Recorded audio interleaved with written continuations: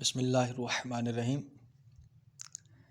کچھ موقع ایسے آتے ہیں کہ جن پر غسل کرنا سنت ہوتا ہے اور کچھ موقع ایسے ہوتے ہیں جن پر غسل کرنا مستحب ہوتا ہے۔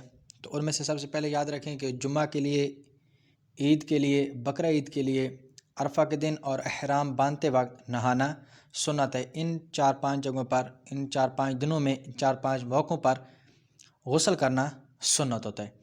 اور وقوف عرفات اور وقوف مزدلفہ اور حاضری حرم اور حاضری سرکار اعظم صلی اللہ علیہ وسلم اور طواف کے لیے اور دخول منا کے لیے اور جمروں پر کنکریاں مارنے کے لیے تینوں دن ان جگہوں پر غسل کرنا مستحب ہوتا ہے۔ اور اسی طرح شب برات اور شب قدر اور عرفہ کی رات اور مجلس میلاد شریف اور دیگر مجالس خیر کی حاضری کے لیے اور مردہ نہلانے کے بعد بھی غسل کرنا مستحب ہوتا ہے۔ اور اسی طرح اگر کوئی بندہ مجنون ہے، مجنون کو جنون جانے کے بعد اور غشی سے افاقہ کے بعد اور نشہ جاتے رہنے کے بعد اور گناہ سے توبہ کرنے اور نیا کپڑا پہننے کے لیے اور سفر سے آنے والے کے لیے استحاضہ کا خون بند ہونے کے بعد نماز کسوف و خسوف اور استسقاء اور خوف اور تاریکی اور سخت آندھی کے لیے اور بدن پر نجاست لگی اور یہ معلوم نہ ہوا کہ کس جگہ ہے، ان سب کے لیے غسل کرنا مستحب ہے۔ اگلا مسئلہ یاد رکھیے،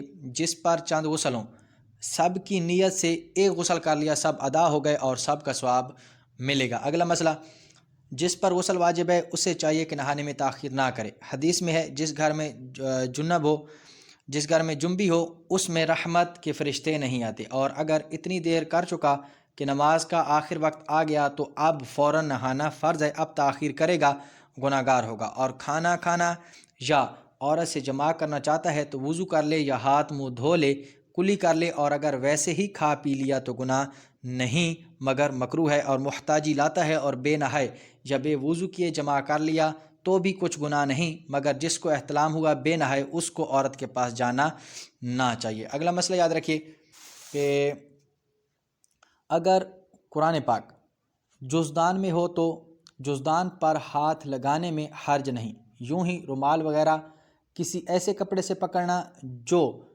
نہ اپنا تابع ہو نہ قرآن مجید کا تو جائز ہے۔ کرتے کی آستین، دوپٹے کے آنچل سے یہاں تک کہ چادر کا ایک کونا اس کے مونڈھے پر ہے، دوسرے کونے سے چھونا حرام ہے کہ یہ سب اس کے تابع ہیں، جیسے چولی قرآن کے تابع تھی۔ اگلا مسئلہ، بے وضو کو قرآن مجید یا اس کی کسی آیت کا چھونا حرام ہے، بے چھوئے زبانی یا دیکھ کر پڑھے تو کوئی حرج نہیں۔